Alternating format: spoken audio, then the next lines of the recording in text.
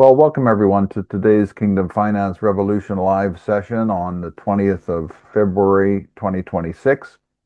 Delighted to be with you today. We're going to jump right in and continue some of the elements that we've been discussing.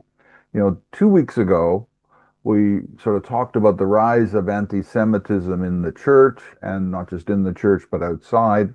But really, we're focusing first on our own circles, on our own networks. I would say Christian networks, church networks, sort of conservative aligned networks. So I'm not talking about the little white church on the corner. I'm talking about the broader politic of family and people and friends and things like this that we operate in. Anti-Semitism doesn't begin with violence. There's a journey towards violence. There's a journey towards rape and murder and the attacks like we saw on October 7th, like we saw in history in the pogroms, like we saw in times past. But that kind of arc begins with ideas. It begins with ideas. I call them dangerous ideas, dangerous thinking. It begins with ideas, and these ideas arise as an attempt to explain perceived reality. How do we explain what's going on around us? So last week we did a bit of a deep dive into one of those explanations, the claim that Jews are not really Jews. That provoked a lot of interesting discussion. The claim there was that they were Khazars, imposters, disconnected from the covenant, which gave rise to then a next level of thinking that somehow we as Christians don't have anything in common with these people, these evil people that are colonizers from Europe taking over the lands of the real Jews, the Palestinians, things like all kinds of things that came around that. And that colonizer narrative is what we're seeing out in the world today. Indeed, the picture I picked on the website was protesters, I think, in New York with this big colonizer claim. So this week we're going to look on from there, but it's in the same line. It's not just a question of identity. We're going to look at the control narratives around this identity issue. Like some of the questions: who is actually running the world? Is there a hidden structure, a hidden hand behind governments, economies, crises? Are they engineered? Is there a cabal? Many of us will have heard those words before, even if we've not really looked into them. So these questions are now common. They're not confined to some fringe space. They're widely circulating within Christian conservative discourse and even Christian left-wing discourse. And when they're presented somehow as almost prophetic secret knowledge. We know what's really going on. Are you awake? Is something that you'll hear people say. Are you sleeping? And sleeping is do you really understand the hidden hand? All these kinds of things. So they're presented as clarity, as courage, as insight that others are unwilling. Others don't want to say it, but I'm going to say it. I'm going to say it. We were at a birthday party years ago, and one of the participants were talking about some event in the Middle East, and when there was a lull in the sound, and all you heard was this person saying in a loud voice, "These effing Jews again." So we hear this kind of discourse attributed to a nation state or attributed to a group of people. Well, we have to examine it, and that's what we're going to do today. You could open the rabbit hole, go down it, and be lost forever. You could write multiple PhDs on everything I'm going to cover. So by definition, I'm only going to touch the surface. But let me look first at set an origin framework and my origin theory for how this stuff comes about. Modern conspiracy frameworks, they don't begin as systems. Somebody doesn't sit down and set them all up. They begin as ideas that were formed under some kind of pressure. Ideas to explain reality, ideas to make sense of things or to deflect from things that we've done wrong. So here's a little bit more on that. When events are destabilizing, when there's injustice, when you have a difficulty in interpreting things, people demand an explanation. Who is responsible? They want somebody to be punished. A ship sinks, they want somebody to be punished. We have a desire as human beings for some kind of a simplistic iterative process. X happens, we punish Y. We want there to be clarity and some kind of certainty and understanding. And people don't wait for complex understandings. There tends to be quick explanations come forward because people don't tolerate uncertainty. It's not in our thinking to tolerate uncertainty. We don't wait for Moses in the mountain as human beings. We don't wait. We come up with a simple explanation. We create a golden calf and worship it, right? That's the natural thesis of people, to come up with some understanding, some way to move forward, some way to give a comprehension to the situation that we're in. So explanation, this kind of desire for explanation, has two routes to go forward. It can follow the harder path of tracing the cause, waiting on the Lord, seeking Him as our vital and urgent necessity, and allowing for this complexity and incomplete knowledge to be manifest, to find out what's really going on. Or it can take the shortcut, the shorter path, which reduces complexity by assigning responsibility early. Right? Second path is consistently aligned to simplifying things, fixing things.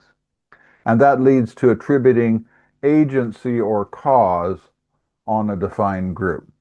Now we can see that all through our lives. So actions that belong to individuals are extended beyond their proper scope. So let me say that again. Actions that belong to individuals are extended beyond their proper scope.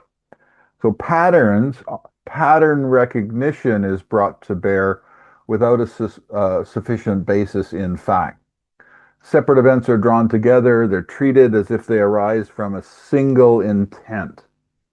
So the result is an explanation that feels coherent and complete, but hasn't really been tested. So it is an explanation, but it's an explanation without a factual basis, or with a very thin factual basis. Epstein is a pedophile. Epstein is a Jew.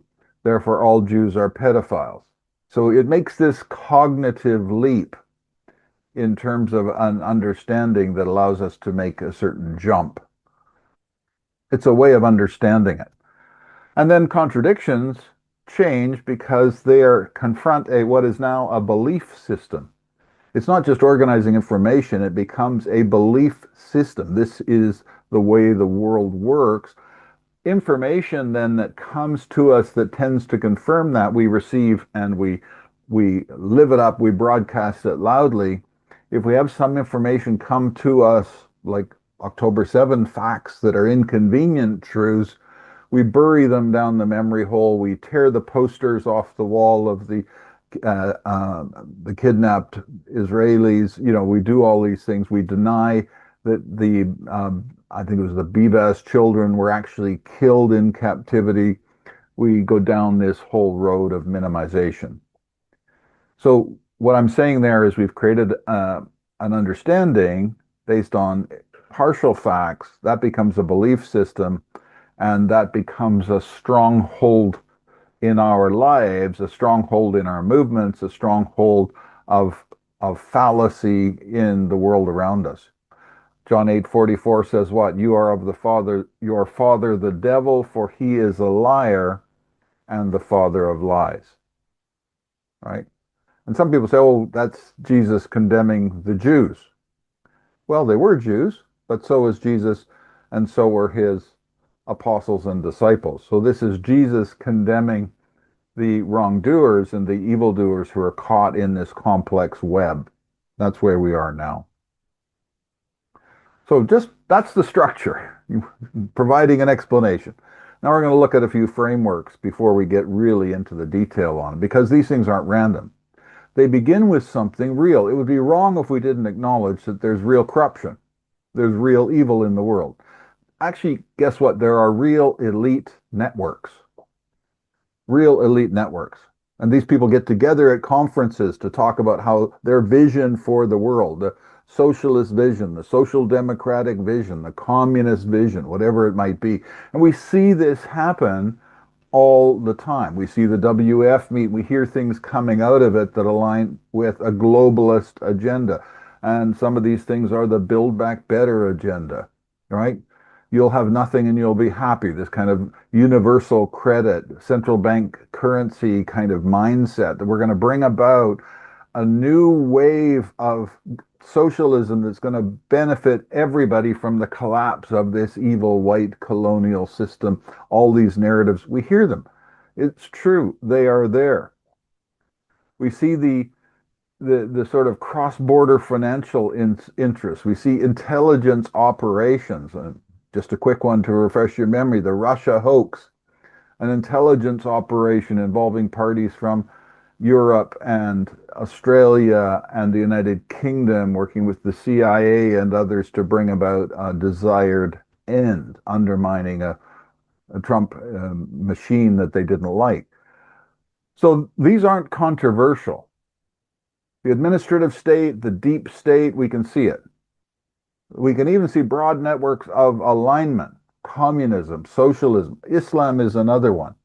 It's not, I used to deal and I'd see that in Islamic circles, they would want to invest in countries where it would also allow them to promote an Islamic worldview.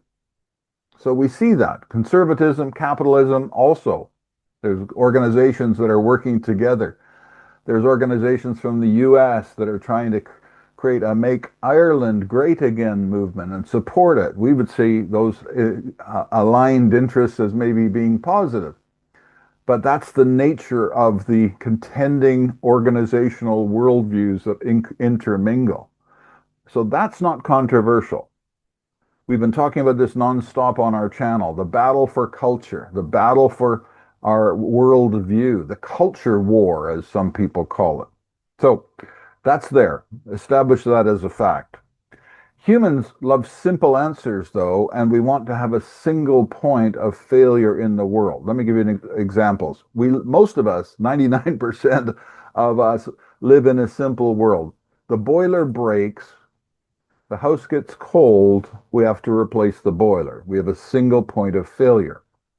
The car breaks, we have to fix the tire, and we have to get back on the road. Single point of failure. This does not work for complex systems. That's why we've been talking in the economies, the creaking chair analogy. It takes a lot for an economy to break globally, to move us into a worldwide recession or something like this. The collapse of the Roman Empire was not one bad emperor. It took a long time to create the Roman Empire, and the collapse of the Roman Empire took hundreds of years. It's not a single decision to move away from the US dollar being the reserve currency for the world, but we can see elements of that starting to happen. So our world is complex, the economies are interconnected, and simplistic approaches can have unintended consequences. I'll give you some examples. In many jurisdictions, it's a very small percentage of the taxpayers that pay for a disproportionate share of the tax revenue. So in the United States, the top 1% account for roughly 40% of the income receipts. In California, some say it's 50%. So 50% of the money coming into the government to spend comes from the top 1%. UK may be similar. So what happens? Somebody comes in with a simplistic worldview and says we need to tax the rich, these rich evildoers, we need to have a millionaire tax and a billionaire tax, and we got to tax because they got to pay their fair share. And I would have some sympathy with that aspiration. They go about it by raising taxes in the UK that got rid of the expat allowances, all exemptions, and all of these things, all to deal with this tax imbalance. What happens though? In California and New York, the billionaires and the millionaires and the company owners leave. The 1% leave. In UK, huge numbers of millionaires have left the country because of the tax treatment, the hostile tax treatment, taking their businesses, selling their homes, winding up their businesses, laying off employees, and moving to Dubai and other places that are more tax friendly. So what happens there? They lose the 1%. all of a sudden they have to find 50% of the tax revenue. A simple solution, a knee-jerk reaction aligned with their philosophy, results in a problem that is intractable. So the break, we've just seen that from Mandami saying he's going to have to spend the rainy day fund, he's going to have to raise property taxes, which is not a tax on anything you've earned, it's a tax on your assets. So it's really confiscation of wealth, taxes already being seen in these places. So what happens is this desire for simplicity breaks how these complex realities are handled. So I want to give you the genesis of why these things happen. And from there, explanation becomes attribution, attribution becomes accusation, and the framework no longer rests on reality. So let me get to the language that this drives. In our circles, it has identifiable roots. There's many of them. I'm only going to pick a few. One of them is mentioned already, the Cabal. What is the Cabal? It's a general term used for a hidden network controlling political, financial, and cultural systems. Just imagine the seven mountains theories in Christian circles, that somehow these theories at the top are all controlled by a cabal. It's rarely defined with precision. Nobody knows who they are. It allows it to expand to include whatever is required to sustain this claim, and it requires and thrives on secret knowledge, and groups that are in the know. The white hats we've heard of, or the senior people in the Trump circle is another thing I've heard quite a bit of. Senior people in the Trump circle, the white hats, the cabal. So we're going to think about this cabal orientation. The other thing is the 300. And again, this rests on some elements of truth, because what it's really talking about is the fact that there are elite families, elite individuals, and this 300 drives global affairs. And this comes from John Coleman's 1991 book, The Committee of 300. And in this book, it asserts the existence of groups, but without verifiable evidence, demonstrable control structures. And this in turns with drives the popular imagination, or sits on the framework of popular imagination, like alien control, secret alien control, or vampire movies. We saw lots of vampire movies and themes about vampire empires that span the nations. We had James Bond's famous Spectre organization. Again, this evil cabal that are running the world. And it's supported by ongoing cross-border collaboration. Well, we see elements of this, of course. The stock exchange in Canada is controlled by a very few families. There are increasing concentrations of wealth in this sort of oligarch class. And we see indeed criminal conspiracies spanning nations. We just saw one taken down in Venezuela, a criminal organization that was involved in election rigging, that was involved in supporting other criminal organizations. So we've seen elements of this with our own eyes. So that feeds into this 300. The other book that this rests on is something called the Protocols, famous. I believe the full name is the Protocols of the Elders of Zion, or there's a number of framings of this particular set of literature. But this is an earlier version, early 1900s Tsarist Russia. And again, what was the issue there? They were fighting communism, which was eventually the communist takeover. A number of the leading communists were Jews.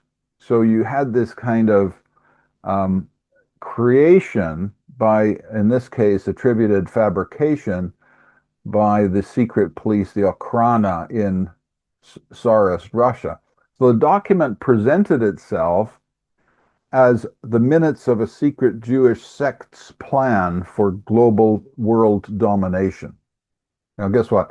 We believe in Revelation that there is a plan for global world domination. We're going to come to some of these things. So it sits on a foundation that we are inclined to listen to. We think of it to listen to. So it purports to be a secret plan for global world domination, and it was used to justify persecution and violence against Jewish communities. So its importance is not its lack of authenticity, because people are going to argue about that till the cows come home, if they want to believe it, but it is the structure of it that's critical.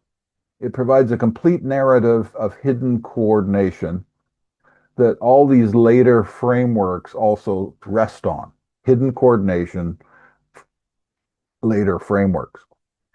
And this would drive into the sort of Q or Q adjacent systems in the modern iteration. So that adds the immediacy and expectation. And what are some of the elements here? We've got hidden elites. We've got coded disclosures. Remember listen for the emergency broadcast system. You've got imminent exposures, always imminent. And if it doesn't happen, then there's some theory around why things didn't happen. There's a promised resolution through what are now called white hats. White hats operating within the system. So you have emergency broadcast system takeover claims. You have mass sealed indictments. I heard for a while that Hillary Clinton was really a double and she was really in Guantanamo. Imminent arrests of political elites pending, and systems that we've talked about already, the QFS, NASARA, GASARA, which are going to reset global finance. So these claims repeatedly failed to materialize, but then these failures were simply reabsorbed into the framework as a delay or a deeper strategy, or Trump's got a longer plan, and all of these kinds of things. Q and Q adjacent. And guess what? Every element of that I can point to some truth. Matter of fact, I personally believe that much of that stuff was a false flag operation designed to suck in people to do and commit themselves to things that they could then be held accountable for. Anyway, it's a representative pattern of things. I've just given 4 of them. This is the global cabal of elites involved in corruption and trafficking, followed by assurances that nothing can stop what is coming. The attraction is not any strength of evidence. The attraction is explanatory completeness. It's used to explain everything. There's nothing left out of these kinds of explanations because they're belief systems, not explanations. The problem with them is it infantilizes people. Another problem with them is it makes people feel that there's nothing that they can do, that everything is corrupt. And we see that a lot in circles on the right, not looking at what, Rubio and the Trump and his current administration is trying to do that aligns with Christian interests, but simply saying they're all corrupt, and therefore we're going to extract ourselves from the system, and we're not going to vote, we're not going to get involved, we're not going to do anything. So let's talk about some real power and the conditions required for this belief. There is a concentration of wealth in recent decades. The United States, top 10% of households own 70% of the total wealth.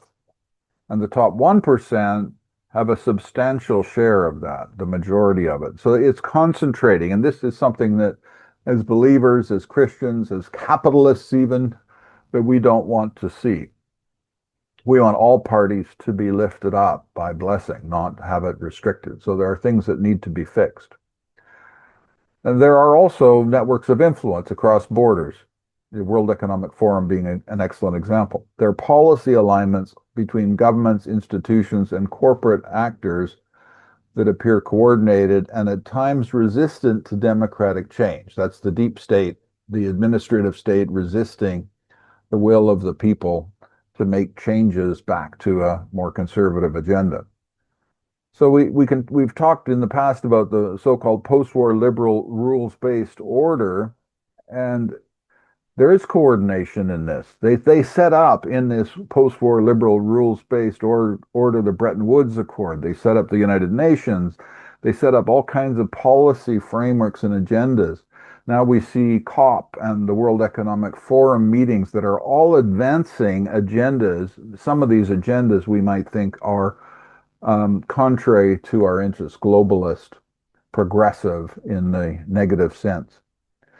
We can also see this embedded now in the permanent administrative layer within modern states. I think Liz Truss said there's very little that a prime minister can do because the embedded establishment, academia, the courts, everything else is embedded and aligned with a more radical left-wing agenda. How do you make change in those circumstances? You can see Trump trying to deport people that were allowed in under the previous regime and the coordinated, well-funded international game of violence against that movement to thwart it. So we can also see lawfare, media coordination, organized protest infrastructure. We've seen that. We've talked about um, offensive color revolution strategies being used in the domestic US and domestic context elsewhere. I mean, we talked about Mike Benz's exposés on some of these things, which are excellent. So we live in a reality where there's huge, huge justifiable suspicion. And there's real serious problems within our societies. You know, we don't have to invent this. These are observable. We can see, touch, and feel, two-tier justice, all of these things happening.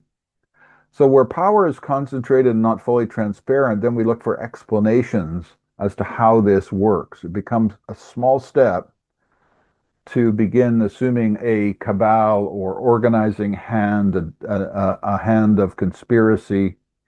And this is particularly true when so many conspiracies, so-called conspiracies claimed by the left, were actually then proven to be true within 2 to 3 weeks. That's the old joke.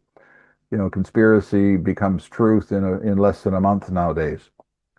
But this then hides this framework that we're talking about that we want to address carefully. So I'm just being very careful to let people know the conspiracy, evil, structure, all the things that are wrong, we're not glossing over those things. But we want to talk specifically about this cabal, the 300, the protocols of the elders of Zion, and this whole resurgence of these things in the Christian communities, the Q adjacent things that we're talking about. So where does this all fail in terms of a framework analysis?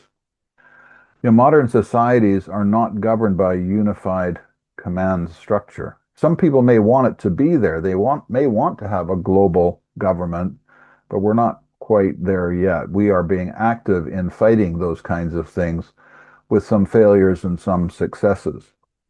So we're in a contested system now. So abandoning the field because of fatalism is the last thing that we should be doing. Christians should be engaging in prayer, engaging in activity more than ever before. Even within the deep state or this sort of left-wing alliances, we see contradictions. These are not aligned or unified purposes at all. We've got the Red-Green Alliance. We've got Queers for Palestine fighting our systems. Yet these are two things that have totally different motivations and eventually would be in battle against each other. This is not a unified machine. So we want to look at what I consider to be the spiritual misattribution, the problem about this. And that is simply attributing to man the works of Satan. Attributing to man the works of Satan. So this is the error, I believe, is a theological error and a worldview error. And it's amongst Christians as well.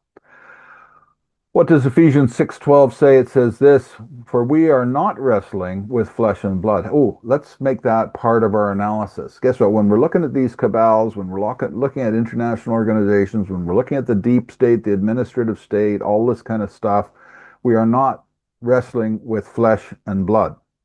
We're not contending only with physical opponents, but against despotisms, against the powers, against the master spirits who are the world rulers of this present darkness, against spiritual forces of wickedness in the heavenly supernatural sphere. So we know what is going on here because we're Christians and we know the word. There's a demonic power base with demonic goals and demonic ideals.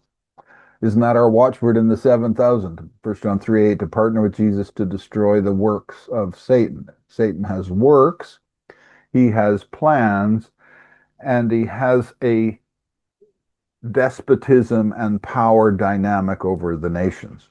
Daniel 10:13 talks about it. But the prince, this is the angel talking, but the prince of the kingdom of Persia withstood me 21 days. There was a battle in the heavenly realm over what was going to happen with Daniel and Daniel's prayers in the earthly realm. So we do not deny a cabal. We do not deny the coordination of evil. We don't deny the existence of a controlling mind. I'm just going to locate that controlling mind for you. That controlling mind is in the spirit realm. And the crucifixion gives us the clearest example in history. Jesus was killed by the Jews working with Romans, right? Jews working with Romans. And 1 Corinthians 2:8 says, for if they had known, this is the demonic principalities, they would not have crucified the Lord of glory, if they had known. So what did we have there? We had demonic powers and principalities, Satan, moving through minions to do his work, Roman minions, Jewish minions, right? To do the plan to kill Jesus and complete what he tried to do through Herod. So there was controlling minds. There was coordination. The controlling intelligence was not human. Of course, there are those that knowingly align with evil and those who are influenced. So scripture gives us some examples. Saul was influenced by evil spirits.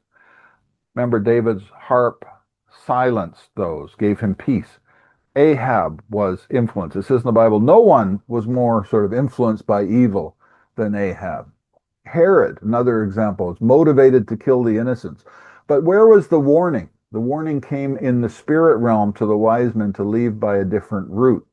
The warning came to Joseph and Mary, along with a casket of gold, to fund the journey to flee to Egypt in a dream, I think it was, right? There was spirit realm realities at work at that time in their life. That they weren't saying, oh, there's a cabal. Well, they knew what was going on. So one framework assumes total control. And if you assume total control by men, then you have to create the agency to make that happen. You forget about the spirit realm, either because you're not a Christian or you're a Christian that doesn't really give credence to the battle that we're in. And therefore, it's much easier, like the golden calf, to create something natural that covers everything that you're talking about. So once this framework assumes, control of the narrative, then you need an agent to make it work. So here's what happens. This is what we're seeing now. Global elites don't become global elites. They morph to being Jewish elites, which split the conservative movement, if you will. And that's what we're seeing now, the battle between global elite narrative and Jewish elite narrative.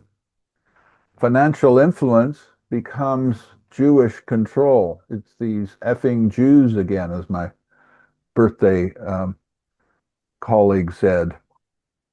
Cabal doesn't stay as cabal. They add generously a dose of the protocols of the elders of Zion, throw in a little bit of Epstein and Weinstein, and then you call it the Jewish cabal. You personalize it through an agency of a people group. And then Jewish is not used as a name of a people. It becomes pattern recognition. So somebody will say to you, oh, wasn't Epstein a Jew? Well, they're not identifying that there was a Jewish criminal or an Austrian criminal or a German criminal. They're making a point in the narrative that this fits with the dominant worldview of a global or ruling elite. The other thing that we're seeing rise of is blood libel, and I'm going to call it the third rail. The third rail, if you look at the tracks on an electric train system, the third rail is the one that the power is on. If you touch the third rail, you're dead. You're electrocuted yourself. So it's become a euphemism for things that if you touch, you're finished. You can do lots of good things, but if you're a pedophile, the good things don't really matter. That's a third rail issue. Blood libel is accusing the Jews of murdering children for ritual use. It was a false claim. It's always been condemned by the popes at the time, it was investigated and condemned by Christian leaders at the time. It persisted because it explained what people feared. Guess what? In the Middle Ages, children did go missing. There were wild animals, there were highwaymen. Children go missing now. There's pedophiles now. So they created an explanation pattern for it. And they created it as a kind of anti-sacrament. We eat the body and blood of Christ. They've converted the blood of our children into matzah balls, and they eat it with the blood of our children. That's the blood libel. And that pattern is reappearing. A few days ago, Eric Metaxas released an interview discussing Candace Owen, who's putting forward again these kind of ritual murder claims, and she's tying these ritual murder claims to Passover.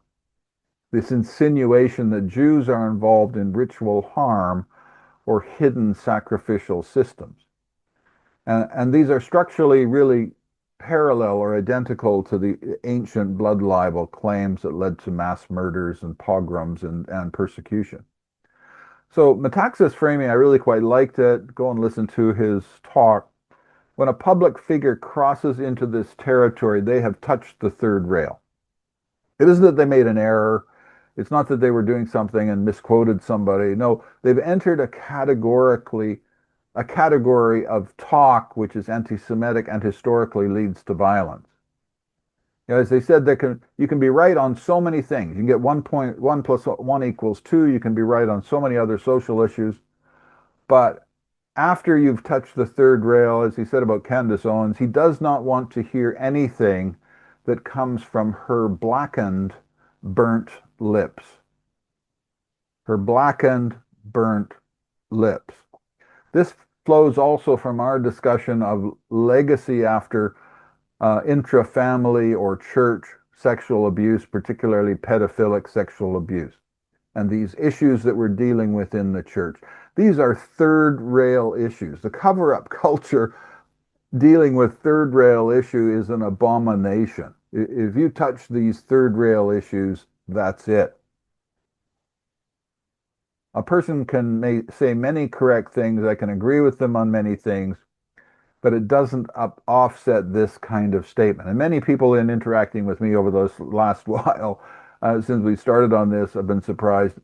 I would say that there's so many that have touched this third rail. It doesn't really matter what people say about that. Another example that was used in that talk that I quite liked, if you remain in alignment or covenant, or if you're sharing a platform with this kind of discussion, you're not neutral. So he said about this in terms of sharing a stage at an event with Candace Owens, it's like being in a sauna with Epstein and his girls. If they come into your sauna and you don't leave, if you stay in the sauna, you've touched the third rail. You're in the wrong. There's not much you can say about it. The third rail.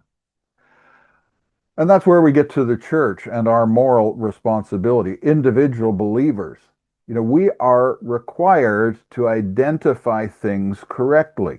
We are required to have discernment. So not everything that explains something is true. You know, we have to contend against corruption when we see it. If we see injustice, we have to confront it and deal. We've got to be Job 29, breaking the jaw of the oppressor, set the captives free.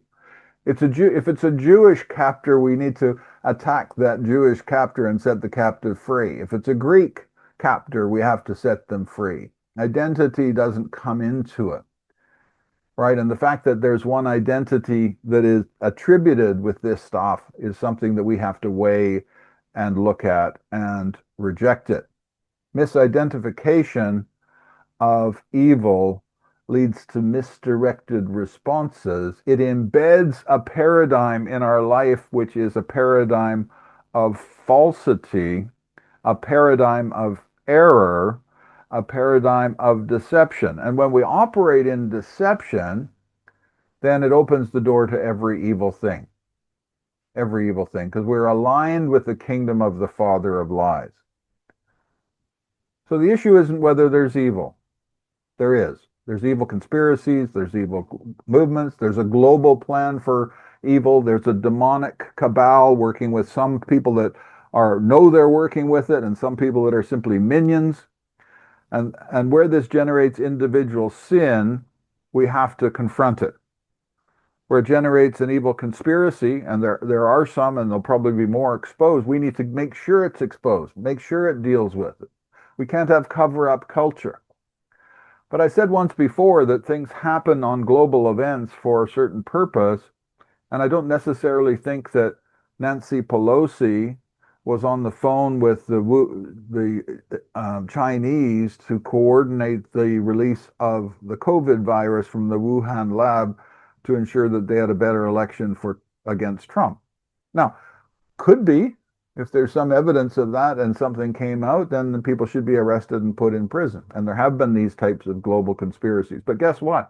You can have a controlling mind organizing events for the detriment. That's where we have to rise up as the ecclesia, the ruling elites in the spirit realm, and decree and declare against these things, and then speak to those amongst us that are being diverted down blind alley trails of deception, the Q stuff, the Cabal stuff, the 300 stuff. Don't talk about a 300 and absent yourself from the battle. If you think there's a conspiracy, move forward and deal with it and expose these elements and bring them to justice. The issue is not whether something's been identified correctly. Pardon me, the issue is whether something's been identified correctly, because if we don't identify what's going on, our response will be wrong. Let me say that again. If you don't identify what's going on, if you don't have wisdom and understanding, then your response will be wrong. You'll be fighting something that doesn't exist. When the response is wrong, then the consequences are wrong. Guess what? You could exterminate every Jew on the planet and then find out there's still an evil cabal coordinating events, right? You won't have a Jewish question to blame anymore, but it'll still be going on because Satan and his minions exist. And let me give you an example. At every mountain of influence that we talk about, there are Jews doing amazing good things. At every mountain that we can talk about, you can point to Jews doing evil things, coordinating with evil. We had the same thing in Jesus' day. There were Jews that launched the church, that coordinated together, that met together in the upper room, that saw these amazing things happen, and yet in the same town there were Jews that put Jesus to death and collaborated with the Romans to do evil. There were Jews that regretted it, like Judas, and killed himself. There is the same battle in every nation. There were Romans, like the centurion Cornelius, who was a special mention in the book of Acts.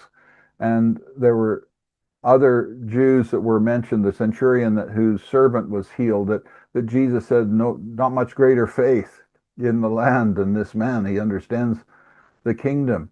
And yet there were Jews that partnered in the unjust execution of an innocent man. So there were Romans on both sides, there were Jews on both sides, and that's the same today. We have Davids and Sauls. We can't eliminate the Davids and the Jesuses and the disciples and all of these good things and just say, okay, it's only this Sanhedrin that we're going to attribute to a people group. And it's the same thing now. We need to have the right understanding so that we can have the right response. So, Father, I just pray that this word will go out as a word of Nathan to David. that it will break bondages in the atmosphere, that it will set people free. Father, even people that are bound in by belief systems, Father, break, break, break, break, break. But for those who are starting to hear this narrative come up, Father, let this be a guidepost back to your throne room, back to your throne room truth, back to your throne room purity. We ask it in the name of Jesus. Amen.